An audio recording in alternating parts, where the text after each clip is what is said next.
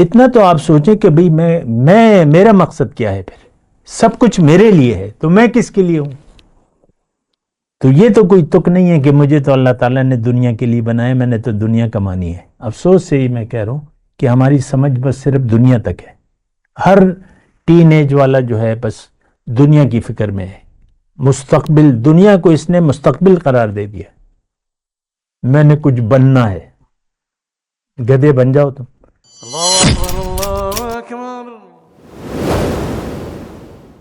اللہ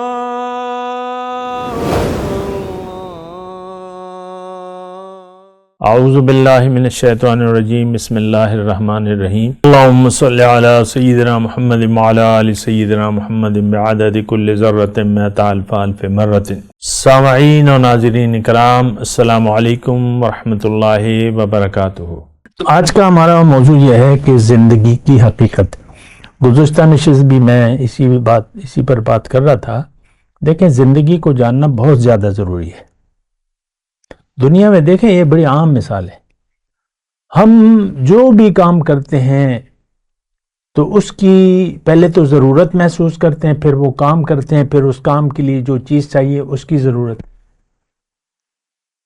مثال کے طور پہ ایک بڑھئی جو ہے ایک کرسی بنا رہا ہے، لکڑیاں ہیں، لیکن اس کو اوزار کی سمجھ نہیں ہے،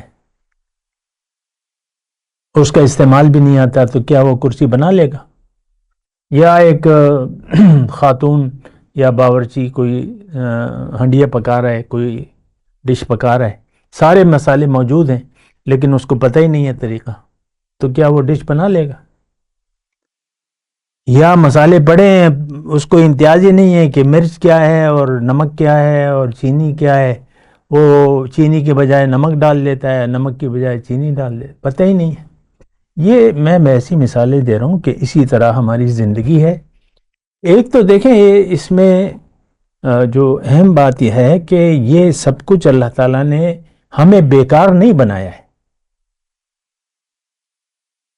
کوئی چیز، کوئی تخلیق بے مقصد نہیں ہے۔ ما خلقنا السماوات والارض وما بینہما باطلا، اللہ تعالیٰ نے فرمایا کہ میں نے آسمان اور زمین ہے اس کے مابین جو کچھ بھی ہے میں نے باطل، بے مقصد نہیں بنایا۔ ہر چیز کا ایک مقصد ہے۔ تو یہ ابھی صبح میں ایک آرٹیکل پڑھ رہا تھا سورج کے بارے میں، کہ سورج کے جو شعلے ہیں وہ اس کی یعنی بڑے شعلے ہیں کہہ رہے، اور شعلہ اتنا ہے کہ یہ زمین کے برابر ہے، ایک ایک شعلہ جو ہے وہ تو کروڑوں میل دور ہے نام سے۔ تو وہ سائنسی ایک وہ آرٹیکل تھا۔ اب یہ دیکھیں کیسی آگ ہے اور کیسے شعلے ہیں، اور پھر وہ ایک منظم۔ میں یہ کہہ رہا ہوں کہ ہر چیز کا ایک مقصد ہے۔ اللہ تعالیٰ نے جو بھی تخلیقات کی ہیں ان کا ایک مقصد ہے۔ دنیا میں دیکھیں، میں مختصر کر رہا ہوں بات کو، ہم جو چیز بھی، انسان محور کائنات ہے، ہر چیز اللہ تعالیٰ نے میرے لیے بنائی ہے۔ میں محور ہوں اس دنیا کی تمام نعمتوں کا، اس کائنات میں جو بھی ہے، قرآن میں لکھا ہوا ہے۔ اتنا تو آپ سوچیں کہ بھئی میرا مقصد کیا ہے؟ پھر سب کچھ میرے لیے ہے تو میں کس کے لیے ہوں؟ تو یہ تو کوئی تک نہیں ہے کہ مجھے تو اللہ تعالیٰ نے دنیا کے لیے بنایا، میں نے تو دنیا کمانی ہے۔ افسوس سے ہی میں کہہ رہا ہوں کہ ہماری سمجھ بس صرف دنیا تک ہے۔ ہر ٹین ایج والا جو ہے بس دنیا کی فکر میں ہے، مستقبل، دنیا کو اس نے مستقبل قرار دے دیا۔ میں نے کچھ بننا ہے، گدھے بن جاؤ تم۔ یہی ہم کہتے ہیں نا، میں نے کچھ کر دکھانا ہے، میں نے کچھ بننا ہے۔ نہیں بننا تو انسان نہیں بننا، میں نے اپنے آپ سے غافل ہے۔ تو زندگی کو سمجھیں، یہ اگر ضائع ہو گئی دوبارہ موقع نہیں ملے گا۔ ہدایت کے تمام ذرائع یعنی ہمیں میسر ہیں، قرآن ہے اور نبی کا طریقہ ہے، اور ہدایت واضح ہے، کوئی اشتباہ نہیں ہے، صراط مستقیم ہے، منزل اللہ ہے۔ انتہا کیا ہے؟ صراط اللہ ہے، تو مقصد کیا ہوا؟ اللہ ہو گیا۔ آپ کی سمجھ میں نہیں آ رہا تو یہ سمجھ میں نہ آنے والی بات ہے۔ اور مومن وہ ہے جس کا ایمان بالغیب ہو، یؤمنون بالغیب، جو چیز آپ کی سوچ سے باہر ہے اس پر آپ کا یقین ہو، لیکن جو اللہ تعالیٰ نے کہہ دی ہے تو دیکھیں زندگی، اس کے بعد زندگی کوئی بھی نہیں ہے. اس وقت تو ہم آرام سے دن و رات گزار رہے ہیں، کبھی کھیل کے، کبھی کود کے، کبھی مصروفیات. یعنی ہم نے مصروفیات ڈھونڈ لی ہیں، یہ میرے کھیل کا ٹائم ہے. بعض لوگ کھیل کا ایک ٹائم مقرر کر دیتے ہیں، کلب جاتے ہیں یا جو بھی جاتے ہیں، جس کی مصروفیات ہے. کوئی کسی، بس بعض دوستوں کو جمع ہو جاتے ہیں، مجلس بنائی ہوئی ہیں گھر میں، حجرہ ہے جو کھاتے پیتے لوگ ہیں، تو بس اس میں کیا ہوتا ہے. ویسے میں کہہ رہا ہوں ہم زندگی کو ضائع کر رہے ہیں. میں آج کے مسلمان سے مخاطب ہوں. آج دنیا میں مومن نہیں ہے، ہمارا ایمان نہیں ہے اللہ پہ.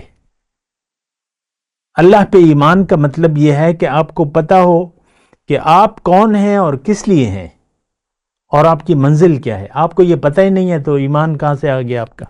ہمارا تو ایمان ہے، یقین ہے، لیکن وہ دنیا پر ہے. ہم سب دنیا کے لیے زندگی گزار رہے ہیں. تو مسائل بڑے گمبھیر ہیں. ہم جملہ کیا ہے؟ جملہ یہ ہے کہ ہم زندگی کو ضائع کر رہے ہیں اور اس پر تلے ہوئے ہیں. آخرت پر ہمارا یقین صفر ہے. ساری کوششیں، ساری سوچیں ہماری دنیا تک محدود ہیں. تو اس سے بڑی دلیل اور کیا ہوگی؟ آخرت پر ہمارا یقین ہے ہی نہیں. جبکہ پیغمبر آتا ہے تو پہلی خبر وہ دیتا ہے آپ کی آخرت کی، کہ تم جو پہلی انذار تھی، تو حضور صلی اللہ علیہ وسلم نے مشرکوں کو کہا کہ بھئی جو تم آخرت کو بھول کر زندگی گزارے اس کا انجام بڑا خراب ہوگا. تو مسائل بڑے گمبھیر ہیں. دیکھیں میں آپ سے یہ کہہ رہا ہوں کہ یہ اس جو دنیا کا نشہ ہے، اس سے آپ نکلیں اور حقیقت جاگ جائیں. اس وقت لوگ سوئے ہوئے ہیں. یہ جملہ حضور صلی اللہ علیہ وسلم کا ہے کہ لوگ سوئے ہوئے ہیں، جب ان کو موت آئے گی تو یہ جاگ جائیں گے. اس وقت ہماری جو یعنی ہماری نظر صرف ظاہر پر ہے اور باطن کی نظر ہم چاہتے بھی نہیں ہیں. اللہ کی سنیں گے تو باطن کی نظر ہوگی. وَجَعَلْنَا لَهُ نُورًا يَمْشِي بِهِ فِي النَّاسِ كَمَن مَثَلُهُ فِي الظُّلُمَاتِ. اللہ تعالیٰ آپ کو آنکھیں عطا فرمائے گا تو آپ کی نظر کھل جائے گی. فَكَشَفْنَا عَنْكَ غِطَاءَكَ. یہاں بھی اللہ تعالیٰ آپ کو ایک نور عطا کر سکتا ہے. یہ قرآن جو ہے فرقان ہے، اس کو آپ قبول کر لیں، آپ کی آنکھیں کھل جائیں گی. یقین کر لیں کہ جو کچھ کہا جا رہا ہے بالکل صحیح ہے،